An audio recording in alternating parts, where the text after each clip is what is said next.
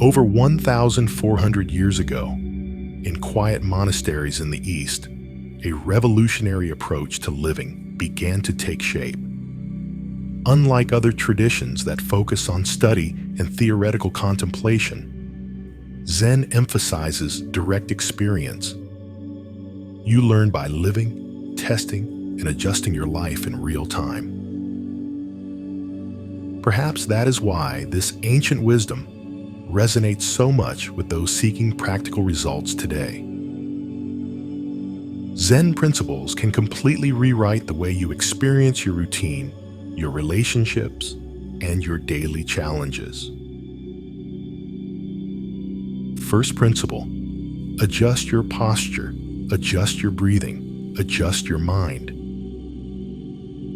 Did you know that right now, as you listen to these words, your posture is directly influencing your thoughts? Body and mind function like two dancers in perfect sync. When one moves, the other follows instantly. Think about it. When you are discouraged, how does your body feel? Your shoulders slump, your head drops, your breathing becomes short and shallow. And when you feel confident, your chest opens up, your spine aligns, your breathing naturally deepens. It's no coincidence. It's ancient science.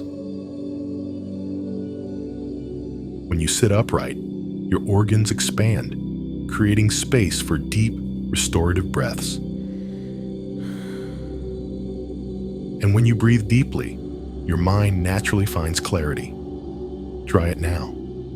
Sit a little more upright. Allow your shoulders to relax back. Feel how your breathing becomes fuller, easier. You've just taken the first step toward a clearer mind. Adjust your posture, adjust your breathing, adjust your mind. Second principle: be light as water in your social interactions. We live in strange times, don't we? We know intimate details about the lives of hundreds of people on social media. Yet sometimes we feel lonelier than ever. More than 2,000 years ago, the Chinese philosopher Zhuangzi offered a revolutionary perspective on relationships. He said that we should be light as water in our social interactions. But what does that mean in practice? Imagine water. It flows naturally, adapts to its environment, but never loses its essence. It doesn't force its way. It doesn't try to control the container that holds it. It simply is. In relationships, this translates into a profound wisdom. You can be present, available, loving, without losing yourself in the process. You can offer support without draining yourself. You can genuinely care without taking on other people's problems as your own. Being light as water means presence without loss of identity. You can be available, loving, without draining yourself in the process. You can offer support without taking on other people's problems as your own. When you practice this lightness, your relationships become more authentic, more sustainable, more nourishing for both sides.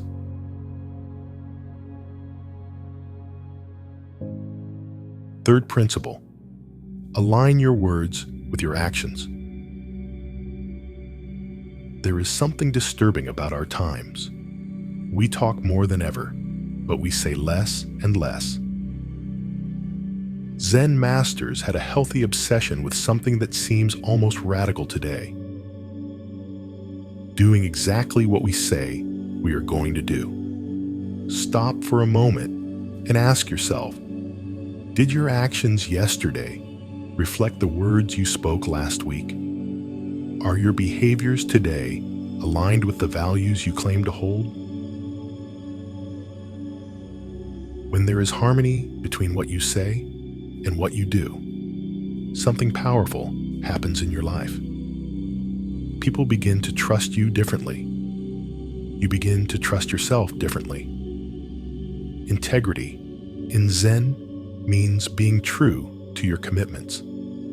Every small alignment between words and actions is a brick in the construction of a more solid, more coherent life that is more your own.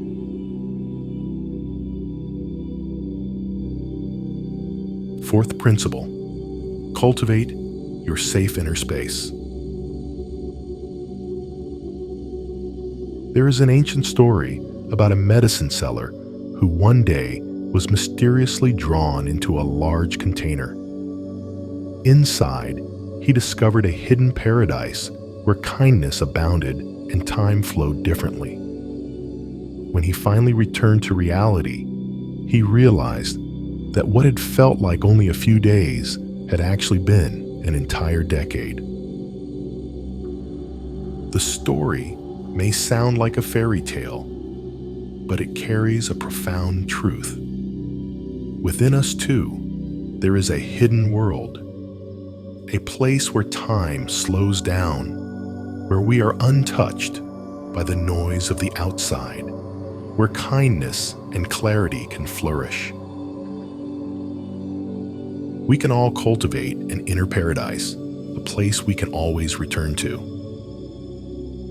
Think about it. How many times have you found yourself completely at the mercy of external circumstances? Traffic irritates you.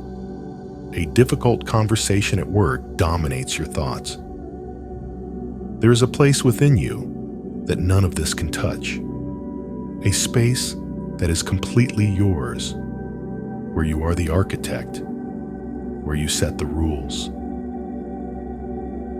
The important thing is to recognize this space exists, and you have the right, in fact the responsibility, to protect and nurture it. Because it is from this place of inner calm that your best decisions are born. It is from this stable center that you can navigate any external storm. Fifth principle: value every encounter. In Japanese tea ceremonies, there is a concept that can revolutionize the way you relate to people. Ichigo Ichi-e, one opportunity, one encounter. Tea masters moved with an almost sacred deliberation when serving their guests. Why? Because they understood something profound. That specific encounter with those specific people at that specific moment could never be repeated or replicated. It was literally a once-in-a-lifetime experience. Looking at encounters this way makes you more present. You stop multitasking, you listen better, and you take people more seriously. Often, that's enough to turn a routine exchange into something genuinely valuable. That casual conversation with a neighbor may carry exactly the words you needed to hear. That moment of play with a child may be the perfect relief from a heavy day. Each encounter is a unique gift.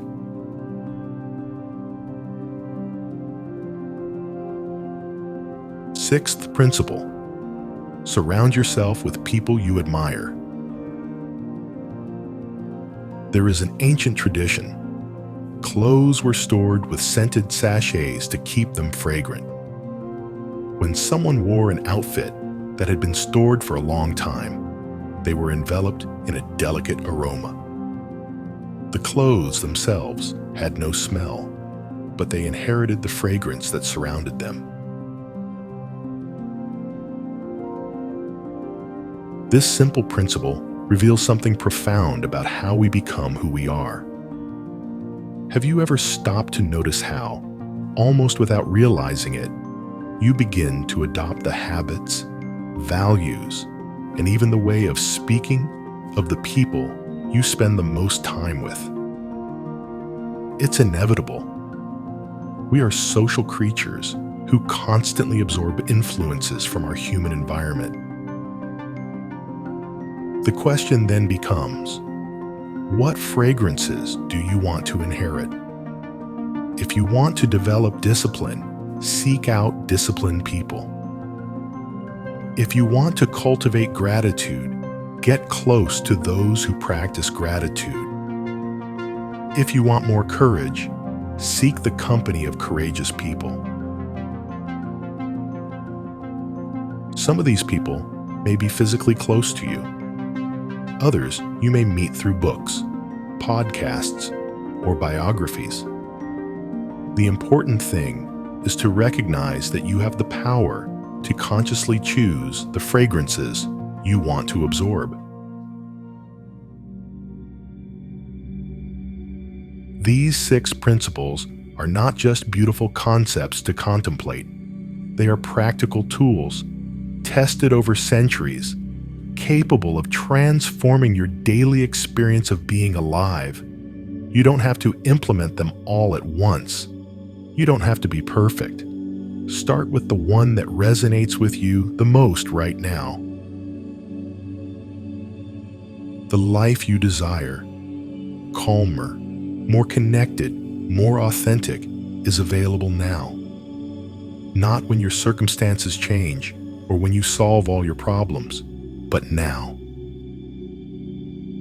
Zen teaches us that transformation happens through small, consistent changes in the direction of wisdom.